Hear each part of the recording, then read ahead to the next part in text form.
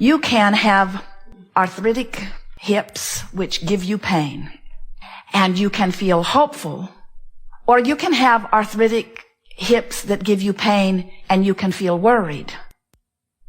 And the emotional difference will make the difference about your recovery. You can have a bankruptcy looming and feel hopeful, or you can have a bankruptcy looming and feel desperate. And the emotional journey that you are upon will cause the outcome. We want you to realize that you have these two concurrent streams running all of the time. There is the stream of the action that I am observing. There is a stream of the manifestation that I'm observing. And then there's my connection to the stream. And the way you feel, the emotional journey, so to speak, speaks to your connection to the stream. When you make your journey about what's manifested, so you insist, of course I'm worried because these are the facts that I'm observing. Now on this action journey, you have no latitude. You have no leeway. There's nothing that you can do other than continue to create more of whatever it is that you are giving your undivided attention to. Where if you will make your journey an emotional journey, where you say, oh yeah, I've got arthritis in my hips, and never mind how that got here. But I'm hopeful that it will feel better, and I'm anticipating discovering the process that will make that so. And I believe that it will come to me. And even though I haven't figured it out yet, I hope and anticipate that it will be there. Under that vibrational difference, rather than, oh yeah, runs in our family. Grandma had it. Mom had it. The doctors are telling me I've got it. They checked my DNA and told me that if I'd asked them, they would have told me a long time ago I was going to get it. And, you know, it's one of those things that once you get it, you've got it. Not much can be done about it. You just sort of have to learn to live with it. We say, oh, that's a very different vibration going on within you. That's causing you misalignment with the energy stream. That pessimistic attitude, while fact-based, is keeping your signal into that puny little place where even though the stream of well-being is surrounding you and enveloping you, you got a whole different thing going on here. You're not logging on to well-being. You're logging on to the reality that hasn't got anything to do with you. It is our powerful desire that when you leave this gathering today, you never again question your value or your worthiness. And that you let your questioning be about, what do I prefer, this or this? Would I rather love this person or hate this person? Let's see which feels best to me. Esther came to an astonishing and startling revelation about herself not long ago, when she found herself on the opposite end of a decision. She thought one way and Jerry thought another way about something not very important. It was the methodology for hooking up the tow car to the monster bus.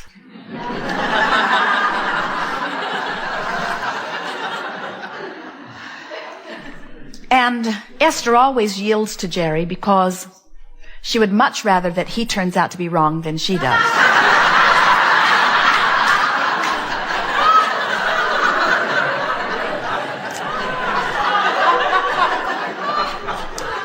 And as she was walking the length of the rig, about 67 feet, as she was walking to get back into the driver's seat of the monster bus, to pull it forward, to make sure that everything had locked in just right, she heard herself think and laughed and nearly fell over as she got into the coach as she heard her own thought.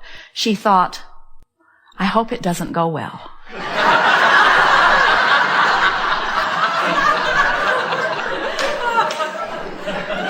And then she thought, Abraham, I'm in great trouble here because I would rather be right than have things go well. And that is the reason that so many of you do not trust your own decision. Somebody's convinced you that it's important that you make the right decision. And so you want to take a consensus. What does everybody think? Because, you wouldn't want to make the wrong decision because somehow you've decided that you must be going to be judged on how many times you were right. or how many times your partner was wrong.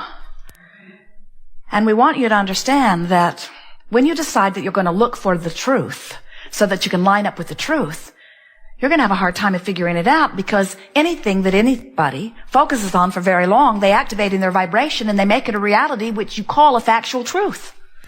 So when you see this stuff that you do not want and you say, well, I cannot ignore it because it's true, what you're saying is someone else, for whatever unknown reason, gave their attention to it long enough that it became active in their vibration, long enough that it became a dominant vibration within them, that it manifested in their experience and became a fact or evidence, and because they did that unwanted thing to themselves, I should do it too. And we say, when you finally get it, that nothing is more important than that you feel good, and you will feel much better when you are not trying to make yourself right and somebody else wrong, but you are looking for the well-being of all. In other words, you're looking for the well-being, you're looking for the connection. Life becomes so simple. We said that you can get to wherever you want to be from wherever you are. And we want to say to you something here that is more meaningful than all other things that we will say to you put together all day long. So, oh, never mind. Oh, you want to hear it, don't you? If you will make peace with where you are, you'll lock onto your signal. In other words, if you'll say, okay, here I am. Here I am. Good for me. Not bad for me. Good for me. And from where I am, I now choose this and this and this and this.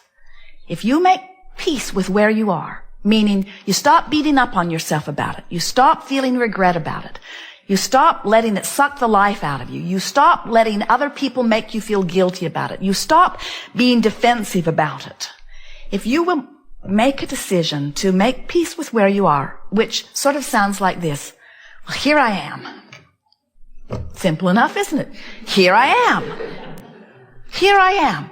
Feel the difference between here I am on my way to there and here I am, I've been here so long.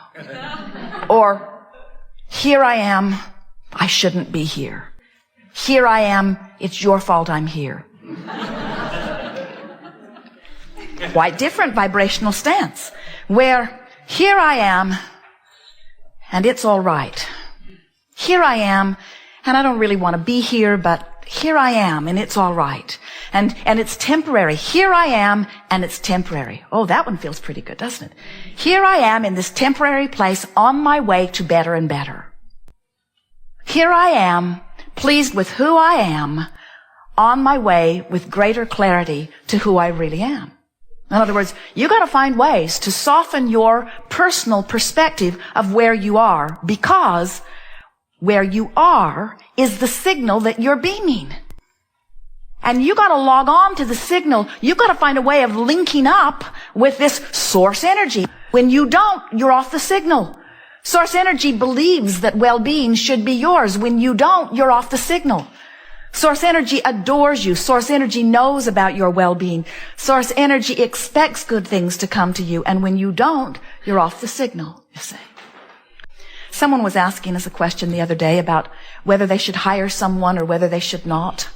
And they were sort of going back and forth about whether it was a good idea. There were aspects of it that felt good and some aspects of it that did not feel so good. And as we listened, we said, pay attention to which way you're leaning. Well, there was no question which way they were leaning. They could really feel that they were leaning toward making the decision to say yes. And then we said, now you have made that decision, now line up with the decision. Line up with the decision. And so we offered a whole stream of things that we thought were very reasonable components that made them easily line up with the decision. And then we said, now, your energy is in place. Now, never again go back and question that decision.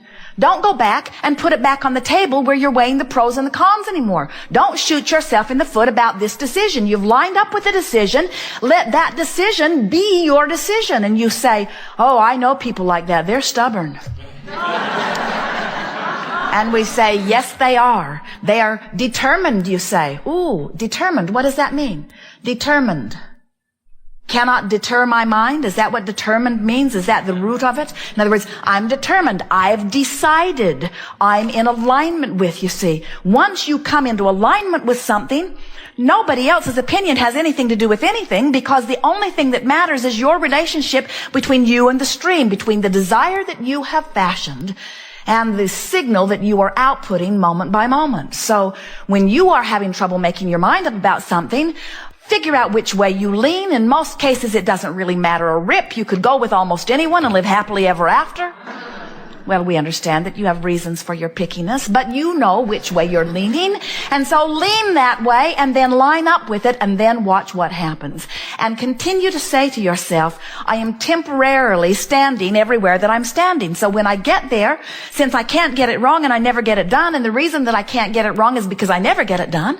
In other words, you can't get it done. You're going to continually have a whole new other barrage of input that's going to cause you to launch another rocket of desire. You constantly amend your desires. And source energy constantly keeps up with the amendments. So, are we convincing you yet that your work, your only work, is to line up with what you think you want? So why don't you do that? Why doesn't everyone? Why is that not easy for you to hear? We'll tell you. It's because the questions we ask are always the easiest to answer. We know the answer before we ask the question. But then we know the answer before you ask the question, too. The reason that more don't know that is because you're not sure that you have the right or the wisdom to choose. You think somebody else has made the list and that you've got to conform to the list. And what you didn't factor in is they made that list about what you should do so that they'd feel better. And it's time for you to make your list about what you should do so that you can feel better. You are an extension of that which is source. Some call it God, some call it energy, some call it consciousness. It does not matter what you call it. You will never be apart from it. It will always flow to you and through you. But you have powerful control about how much of it you let in any moment in time and how much of it you deprive yourself of. And when you let it in, you thrive. When you let it in, you're clear-minded, you're sure-footed, you feel good, life is wonderful, you breathe deeply, everything feels good.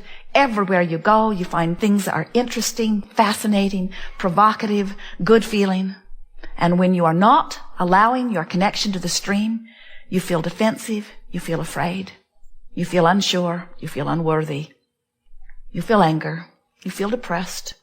You feel overwhelmed. You feel frustrated. There's a myriad of emotions all up and down this emotional scale. This glorious guidance system within you, letting you know in every moment how well connected to your link spot in the sky you are. So what we're wanting you to hear is it does not matter where you stand. You can get to wherever you want to be from wherever you are. And we also want to say to you, don't be in such a rush to get there all at once. Be willing to take a step and then another step and then another step and then another step. Because the thing that defeats you more than all other things put together is trying to log onto a vibration that's out of your range right now. In other words, pull up your feet and move closer to the signal.